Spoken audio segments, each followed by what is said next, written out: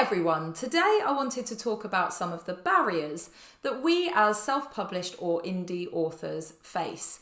I'm super passionate that self-publishing is a valid choice and it's a respectable choice and it's exciting and something to celebrate. However, there are of course downsides, there are to anything, but also there are barriers that mean that it isn't really a level playing field between traditionally published authors and self-published authors in certain aspects. So in this video, I wanted to talk about some of the barriers that I've come across and reflect on the impact that those have for us and whether there's a way to move forward.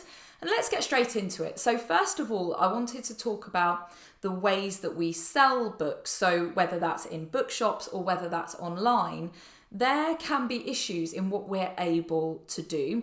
So typically for an indie author, in terms of physical bookshops, we would normally go into local independent shops and have conversations with the management or the booksellers, show them our books and come up with an arrangement for stocking and selling our books. And typically that tends to be as sale or return. So I supply stock to the bookshop, they sell the books, and when they sell, then I invoice for those copies that have sold. And if there are ones that haven't sold within a given period of time, then they return those to me. And I understand why that is how it is. It means that it's less of a risk to them in stocking books that aren't as well known and that are kind of maybe local interest or niche, obviously self-published. And I understand them not wanting to take a risk compared to a big name author or a big publisher. However, of course, for me, there is a risk if the stock is returned to me damaged, although that's not something that has happened to me that I can remember on the odd occasion that I have had stock returned. And I would rather be able to have a relationship that works by doing sale or return and having shops that stock my books and to support independent bookshops because they're amazing. When we go on to chains, it's much more complicated. Some of them just, even local ones, don't even really want to work with you. And I have on occasion been able to work with specific ones where the booksellers are amenable to it. But I've heard rumblings that certain chains just can't have anything to do with self-published authors. And depending on how you've published, that can have an impact as well. But particularly, I don't have access to that national chain. And I think very few, if really any, self-published authors can access that huge national or beyond chain. So there are ways of submitting your book for these things, but does anyone ever really get through those? And realistically, if the best I can do is for the local branch to take on my book, compared to a traditionally published author whose title is sort of accepted for national distribution, that's a big difference. If I'm reliant on sale or return with independent bookshops and very, very limited supply to local branches of chains, if even that, and sometimes they won't even work on a book launch event, even if there isn't any risk to them, it really is very hit and miss. If I can't access those big chains of shops or even have the details of all the amazing independent bookshops that might be interested, if I even knew that they existed or was able to access them, that's a big difference, right? If you are published by a big traditional publisher, then your details are going to be included in their contact with those bookshops, whether that's emails or catalogues or however that presents itself to those shops. And they're going to take you on as a new release from that publishing house because obviously there's a history there. There's a relationship between the publishing house and the bookshop and an element of trust. Me coming in with my couple of books, I could be anyone. So I understand it, and with all of these barriers, I understand where they come from. But it's really frustrating that there isn't an easy avenue for those of us with books that would interest people all over the country. We just can't get there. And it really does have an impact. Now, by the same token, there are online retailers that we have a similar issue with. So retailers where I can send stock to them, they hold that stock, they say that they have stock, and then you can go on and see the listings and buy it. That works, but most of them don't work that way. So most of them have a distributor, typically in this country that's gardeners, and that distributor obviously sends metadata out to those online retailers, and that depends on whether they display the listing or how that listing looks. So in some cases, I will have no listing at all, and in some the listing is there, but it might say not available or available on back order, or delivery time several weeks. And the reason for that is that if a customer orders a book, that order has to go to the distributor, then that has to go to me, then I send the book to the distributor, and then they send it out to the online retailer who sends it to the customer. And of course, there's a lot of time there. Now, the only way to work around that is if I can get stock with the distributor. But the only way that that works is for them to know that they are selling a lot of units of that particular title. And for them to sell a lot of units of that particular title, I need to be stocked in shops, and I need people to be ordering through these online retailers. But they don't do that because the listings look terrible and my books aren't in the shops. So they don't order them, so the distributor doesn't order them in, and so we're in a catch-22. And again, I understand, why on earth would gardeners buy in boxes of my books to just languish in their warehouses? It makes sense, but it's super frustrating that, again, there isn't a way around that to get accessibility for amazing indie books. We just don't have as much presence. It means that I'm reliant on metadata for a certain amount of online selling, social media activity, and paid ads. And it's expensive. And the social media posts are often like screaming into the void. Trying to get one customer to see my book is really, really hard compared to a book on a shelf in a shop where book lovers go. And for me, as an author of children's books, I know, because I've done it, that you take in your child when they've got, I don't know, vouchers for their birthday or a bit of spending money, and you take them in and have a look at the books, and they pick up books they like and they buy them. And if my book is not on the shelf, nobody knows it exists. And so I miss out on those opportunities of somebody stumbling across my books and then them selling. So that's one barrier that I find, is that access to finding customers. The next thing I want to talk about is kind of related to that, and that is being included in lists and collections on certain websites, and also in a very similar vein, being reviewed by book influencers. So whether that's Bookstagram or BookTok or book reviewers in general, it's very, very hard as an indie. And what I find is that sadly you come across websites or book reviewers who just have a line saying, "We do not accept self-published titles." And again, I understand it. I think there's two aspects to this. For one, I think that we as indies hustle because we have to. These books are not selling unless we are jumping up and down and saying, "Look at my books." It just doesn't happen. So we're contacting people and they are probably deluged by indies when actually they kind of want some of the big titles.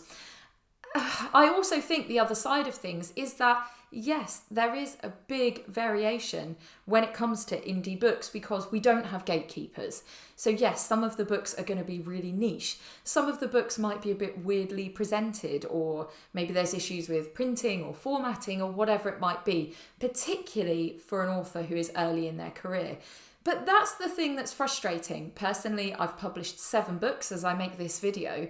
I'm not new, and I have a very small but existent reputation and audience. And so it's really sad that I, again, can't get access to certain things. And when I see that line that says, "Sorry, we don't accept self-published books," I just think, what a shame that you can't be more open-minded to some of the titles, and why couldn't we have some kind of submission process so that you could vet it rather than us just sending them out, or so that you can kind of sift through the indies that are contacting you, or you only accept maybe authors with a certain amount of books released. I don't know, but sometimes I see a reviewer or a website and I think, "Oh, my book would be so perfect."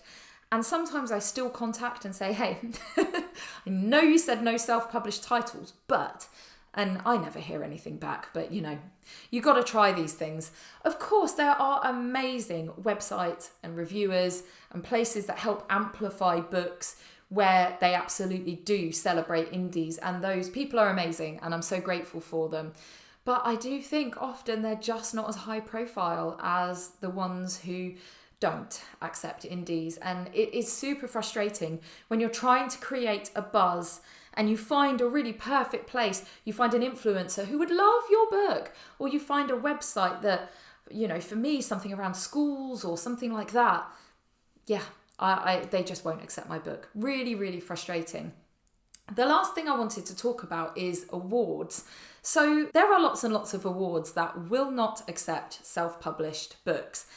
And I think it's such a shame, especially if you can compete on the same level. So I understand maybe if it's looking at books that have sold high volumes, but then why not have some kind of cutoff? You must have sold X amount of books, because some indies sell tremendous amounts of books. Equally, if it's being judged on the plot, or it's being judged on the design of the book, or it's being judged on the concept or the reach or whatever it might be, why can't we have access as indies? Again, I guess they're worried about an onslaught of indie books that have to be sifted through because we are hustling, but it just means that certain individuals can't get access to awards that potentially they could win over a traditionally published author, or at least be in with a chance. And it's such a shame. And again, it's wonderful that there are awards that recognise only indies. Amazing. Or awards that accept everybody, which I also think is incredible. Both are good. It's good to have the ones just for indies because it means that we kind of don't get smothered. But being able to just join in and be part of it is wonderful. If you've won an award, then that enables you to say that you are an award-winning author, or your book is award-winning. And that gives your customers a certain element of trust. They can see that your book is good. It's been rated as a good thing. Even if you're shortlisted, it's amazing. And that can be really, really helpful. The other side of things is that, of course, there are scammers who are offering awards that either just don't exist and they're taking your money, or an award where really all it means is you have paid to get the sticker on your book. And yes, some customers might not realise, and it might help, but lots of people will recognise those awards and will steer clear because it says that you've been taken in by one of these slightly scammy, dodgy things. And really, if it wasn't a situation where we can't get involved and so we're looking for awards that will include us and celebrate us, it would make it a lot less likely for us to have scammers or be scammed. So again, awards, I think, would just be wonderful to not have that barrier there. So as you can see, there are certain things that really affect my business. If customers can't stumble across my books in a lovely bookshop, it's a shame. The only bookshops who will work with me are these wonderful independent bookshops, and we have this lovely relationship, but it should go beyond that. Why can't I, as someone who has legally published lovely books, who has a reputation, who personally, I've been sponsored by a major UK organisation, and yet still I cannot get national distribution through chains of bookshops. Super frustrating. And yeah, all of these things have an impact on our customers finding us, in them trusting us, in being able to make sales and have access to those things. It has an impact on how we can run our businesses. And yes, there are workarounds. And yes, we can work really hard at our marketing, and we can really push and make contacts and network and all these things. And yeah, but it's so much work. And by definition, as self-published or indie authors, it's just me here. There isn't a team. I haven't got a marketing department. It's just me. If I'm ringing a bookshop, it's me. If I'm contacting a website, it's me. I am it. And that is a lot of work for one person. It's so much. And I knew that. Yes, as self-published authors, we are aware that there are ups and downs. But are there ways that we can work around these barriers? For example, could there be consortiums of authors who are able to access some of these things? Could there be, if you're signed up to a particular writing guild or organisation and they've got a vetting process, so that shows your reputation, and then you can access these things? Could it be to do with your sales or your reviews or the number of books you've published? Could some of those things, your reputation within the industry, enable you to finally jump some of these hurdles? Because right now I think, gosh, I want to be an indie author. I love it. But I also would love to see my book on shelves across the country. And I also would love to enter certain awards. And I also would love to be picked up by reviewers and websites that curate lists of books. I would love that. And it's not really going to happen. And I'm always going to be viewed as other or less than. And I think it's a shame, because indie books can be super niche, because commercially it's different for us to how it is for traditionally published books, and we can be innovative and we can do things our own way. We can be a little different and a little more creative. And if you thought in the same terms as, let's say, music, and for example, independent artists and independent groups can be featured on the BBC, for example. They have a slot where music can be submitted and featured, and then if listeners like what they hear, they might start to download your music and you might get more of a following, and then that helps you to access the bigger picture. I don't think we have that as authors. I don't think we're seen in the same quite kind of cool way, and I don't think that there is an opportunity out there for us to be picked up and for all of those people to see us. And it does affect our businesses, and it's a shame, because there are so many awesome indie books out there. Tell me what you think. Can you see a solution to this? And is this something that you've come across? And hey, the final message really, of course, is that we should all be supporting indies, reading independent books, supporting independent bookshops, and, you know, being a part of improving this for everybody. So go read an indie book. Hey, one of mine. And yeah, please do put in the comments if this is something that you've come across or you've struggled with. Thank you so much. If you haven't already, please do subscribe, and I'll be back very soon for another video like this one. Take care.